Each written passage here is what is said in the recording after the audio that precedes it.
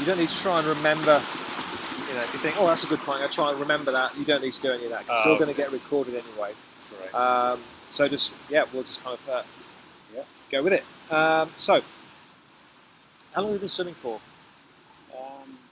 Probably since I started doing the triathlon, by 2007. Before that, I was breaststroke. I taught myself how to. Okay. And have you, obviously, we had this conversation earlier about the frequency of your swimming. Has that always been the same kind of frequency? Have you ever swum any more than that? It's probably been pretty similar. Yeah. Okay. The other thing I did do quite a bit of for a while, and I still try and do as much as I can, is surfing. Yeah. And I did notice after I had a big trip to Bali once where I was like surfing for 11 days in trot, and I got in the pool and I could swim like 6:20, 6:25, just because it gives you the full.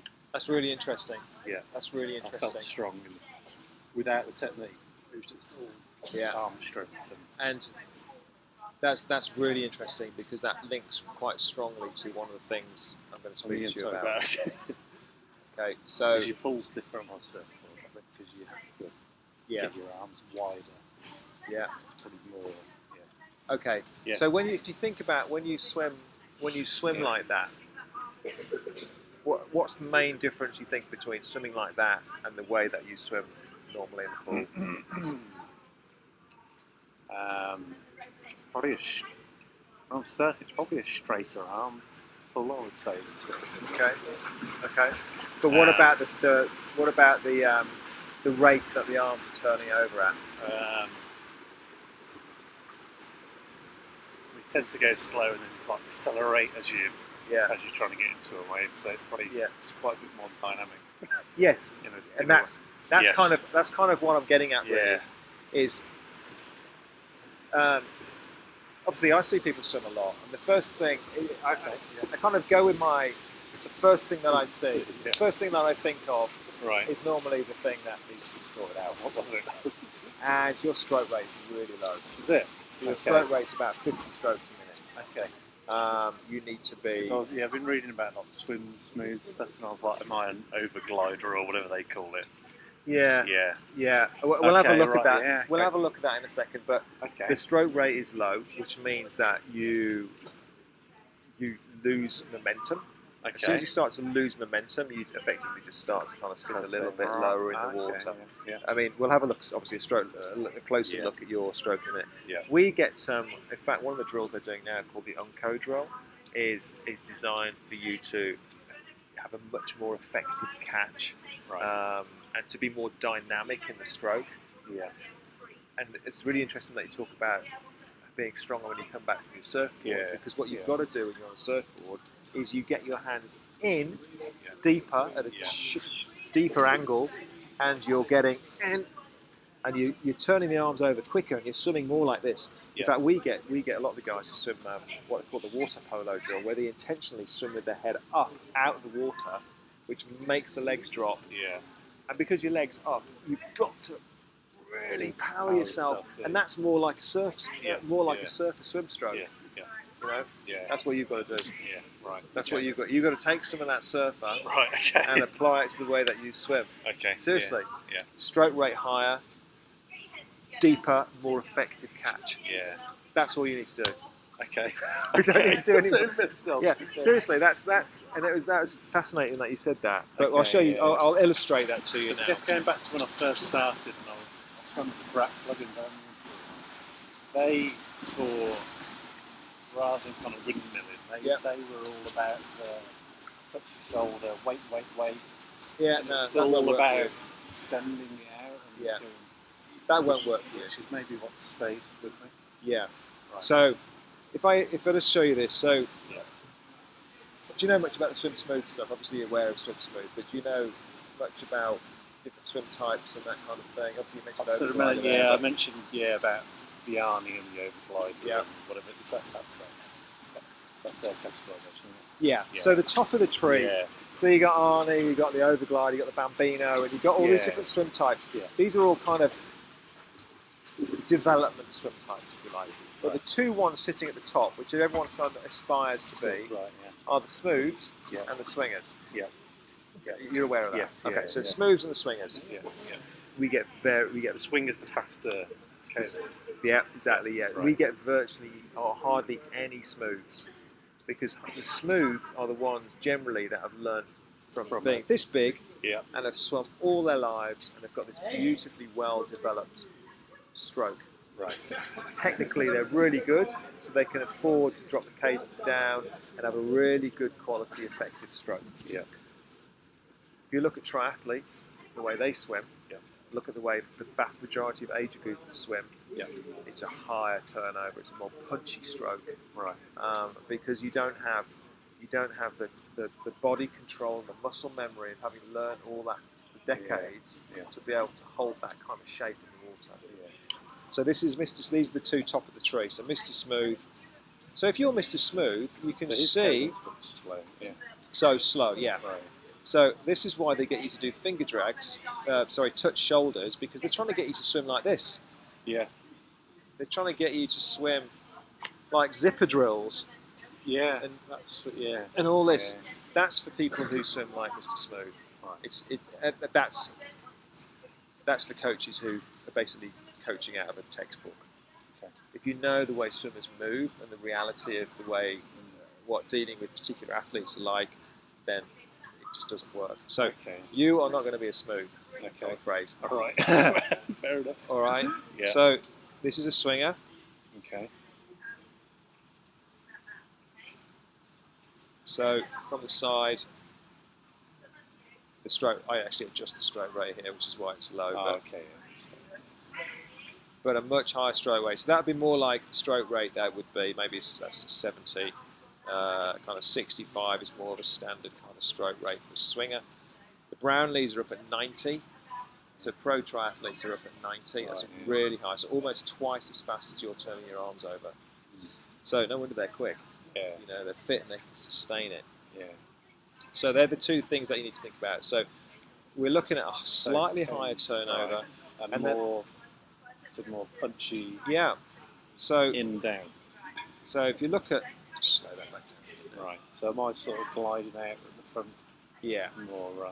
So just kind of visualize this then. So look at the hand. It travels right around the outside edge in a big circle, all the way around. Enters quite wide. So it's not spearing in here, going long. It's coming around the side in this way. Right. But what it does is it still comes to rest in the same place, in front of the shoulder. Yeah. It's just a different way of getting to the same place. And what that means, someone like yourself, and I'm the same, we're not very flexible across the chest and across the shoulders and things. It requires less flexibility to be able to just whack your arm around the side and slice in than it does to kind of come up here and then go in long. It's just so much easier to do it that way. But if we go back to Mr. Smooth again, he comes around, so he comes really high elbow lock. Yeah. Really high elbow, spears in front of the shoulder, and then ends up in the same position as she does on the swinger. Yes. Right. Okay. So they're ending up in the same place. They're just getting there a different way. Yeah. Okay. Yeah. So let's have a look at you. Okay. I just try and paint the picture a little bit, so you know what we're talking about. Okay. So from the side is a really quite a forgiving view. Okay. So I'm looking at things like the head position, how far you're lifting your head out of the water, what the arms are doing as they recover. Now I can see you've got your high elbow there, you're doing a Mr. Smooth recovery, so the hand is swinging through underneath. Yeah. Spearing in front of the shoulder. We'll have a look from a different angle in a minute. Yeah. But what we're going to see with you in a second when we drop underneath the water. I've always found the finger trail drill fairly easy to do. Because probably that way, I guess. Do you breathe on both sides? Yeah. Okay. What you can see on the right side is that Mr. Smooth, what he does is he has a high elbow like this, and the hand kind of swings through underneath, almost like a pendulum. Yeah. And then spears in front of the shoulder and extends forward straight. Yeah. What your hand is doing here is it's kind of in between us. Yeah. It's in between. So you've got a high elbow there, but the hand is kind of coming around the side here. Okay, yeah. And what that does then is the hand is kind of coming around here and actually spears in this direction. Oh, okay. In front of the head going that way. Yeah. And we'll see that from above in a second. Yeah, okay, yeah. We'll have a look underneath the water in a minute.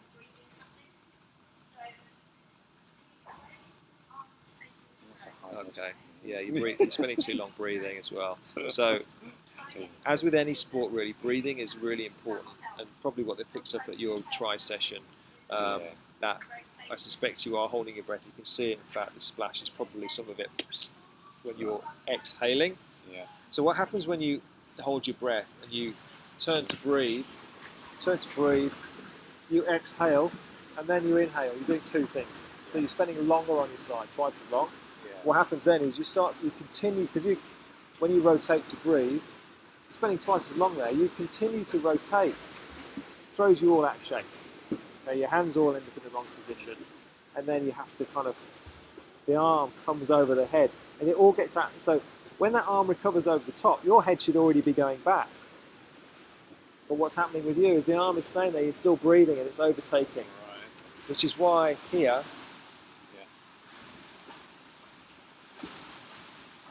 your head should be back in the water now. All right, yeah. So the timing is out. And that's caused by the breathing. Yeah. That's caused by the breathing. Yeah. Okay, so underneath the water, what you do have, which is really good, despite the stroke rate being really low, is you do have quite good natural body position. Okay. So your body position is actually pretty good. Now,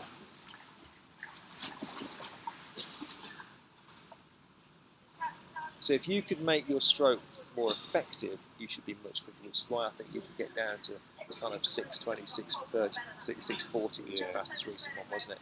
Yeah. Quite quickly, because your body position, considering the turnover rate you've got, is really good. Okay, all right. That's a natural gift, if you like, that you have. Okay. Some people sit like this naturally. I'm a bit because I've got kind of my legs sit down like this. Yeah. So I've got to do other things to get my legs up. Oh, okay. Yeah. That's people that give their left arm to be able to have a body position like that. So that's a really good thing. So what we've got to do is get some traction at the front of the stroke with you. Okay. Okay. So we already know you're holding your breath. It's certainly something we're going to have to look at today. Now what I'm looking at is the arms are coming in, and here's this left arm coming in.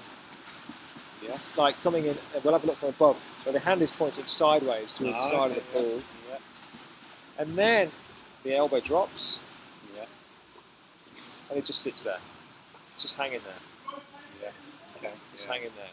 There's no traction there, so it's just going, and that's because you're spending so long breathing. Yes. Okay? Yeah. So if you actually took a quick breath, the position, the timing of the stroke would be completely different. You'd get into a quicker catch. But because you're spending so long breathing, this hand continues to drop down here. Yeah.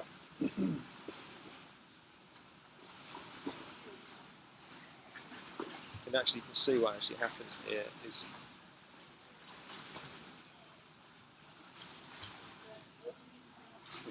so if you look overall at your body position, your hips are on the surface here. So as you start to take that stroke, you've got no propulsion at this point, because this hand, if you look at this hand, where it goes, it gets to that point, and it starts going up, rather than pushing back. Right. Yeah. It goes up. This one is currently not doing anything; it's just sitting there. Yeah. So your body starts to sink. Your body starts to come down from the surface. You over-rotate, so you're on your side here. And you just start, so your body position is now kind of dropped down a little bit. Yeah. That actually finishes off a bit better on the right. This hand is a little bit, you're pushing back a little bit more. Finally Yeah. got going. Yeah. So on the left-hand side there, Yeah. similar kind of thing. The hand comes in. You can actually, as that powered up, it's flattened out a bit as well, isn't it? Yeah, your body. Line. Yeah. So you back up again. Yeah. This hand is extended out, Yeah. and then it's kind of drifting down. Right. So even though it's kind of drifted down, what we want to see, we'll show you this comparison.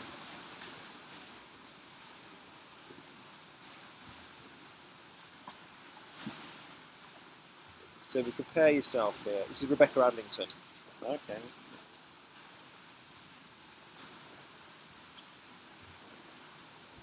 So when she extends forward the same kind of point as you, there's a little bit of rotation. She's got that arm extended out. Yours is a little bit deeper than that. But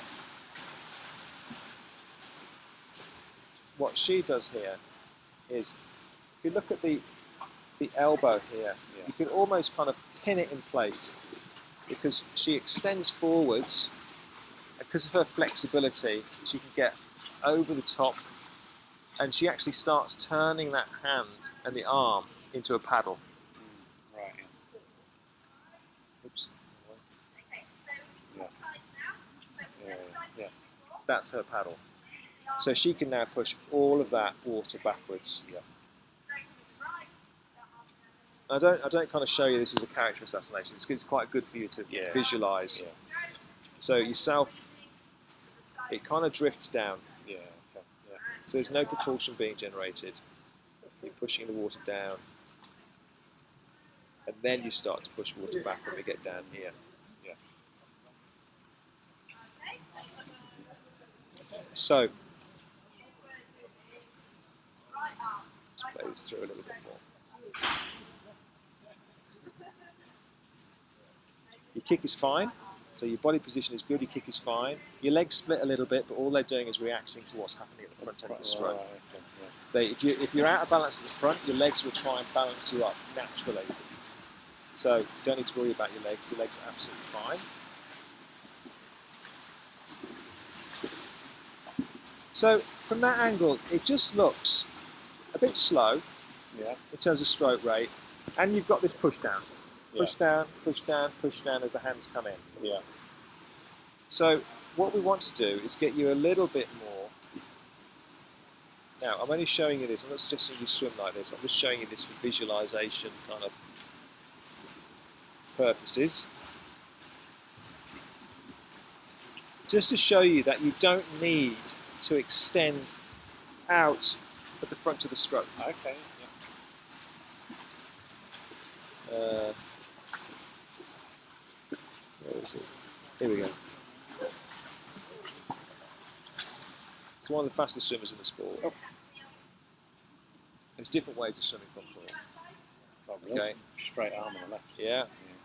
So, I'm not suggesting you swim like that, but what I want to show you here is there's no extension. Hand comes in to the water, straight into a catch. What he's got is a very high turnover and a very effective catch. Again, it's just a different type of swimming. He's more of a swinger type stroke. And this is more like your surf paddling. Yes. Yeah. So what we need to do with you, carry on playing this so we can have a look from above as well, actually. So if you watch your video now compared to the guy we've just seen there, it just looks a little bit slow.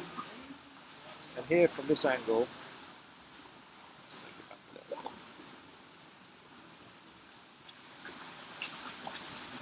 There's the high elbow, there's the hand coming around the side, spearing in at an angle like this. Yeah. So what we really want to be doing with yourself is that hand coming around the side and you're spearing in over here. Okay. Oops. Instead, so you're kind of slicing in wide, and that hand comes around the side, slices in, and then you end up in this position. We're going like this, rather than extending forwards, trying to extend forwards, and then getting over the top. Yeah. Because your stroke rate is low because you're going like that, and then you're going like that. Yeah. All that is dead spot. Okay. What we're going to get you to do today, in conjunction with sorting your breathing out a little bit, is coming in, coming over, bang, straight into a catch. Okay. Take that whole dead spot out. Right. Your stroke rate is going to change without us going, right, you're going to swim at 60 strokes a minute. We won't need to do that because we'll make adjustments. We'll make adjustments to your stroke, which will naturally improve the stroke rate. Yeah. That makes sense. Right.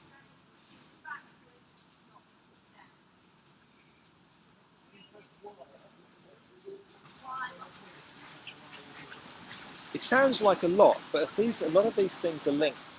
When we improve your swimming, improve your breathing, it'll improve the turnover rate. It'll improve the timing of the stroke, and it's like a chain reaction with swimming. Yeah. All hinges around the breathing. I'm not too concerned about what's happening at the front of the stroke here, because when we change the breathing, it's going to alter all this. I'm going to get you simply to swim with a pull buoy in, and think about straighter arm recovery. A little bit like Anita there. She's doing a drill there. Okay. So straight arms, coming in with some power. In fact, they're all like that. They're all pretty straight arm recoveries. Yeah. Anita's European champion. Oh, right. Age group European champion. So she's a decent swimmer. Jake's the regional champion, young lad.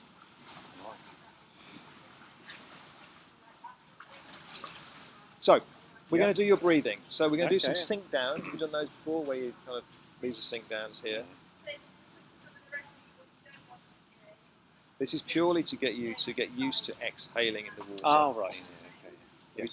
You've done those? Yeah. It's just to get you, just do a few of those, just to get you used to exhaling. And then I'm going to get you swimming with the fins on to focus on breathing in, breathing out in the water. And I'll get you to just make a noise while you breathe. It sounds a bit weird, but it works. Just to get used to breathing out. Do a little bit of work on head position, which might make the breathing out easier as well. Okay, yeah. And then we'll see what your arms start to look like and how the timing of the stroke is evolving. And then we're going to do some straight arm recovery work over the top. Okay, yeah. If you set up that recovery right, your catch underneath the water will improve. The only reason your catch is not much good is because you're coming around at the wrong angle and you're setting it up wrong. You've got to get from that to that somehow, and that's all your dead spot. Yeah. I'm going to get you to come around into that. Right. Okay. All right. Yeah. It's going to be quite some big, big changes. Yeah, sounds good. Happy with that? Yeah. Got any questions? No. Want to get on with it? Yeah. Okay. All right. Sounds like a lot to think about. Yeah. Break it down, I guess. Yeah.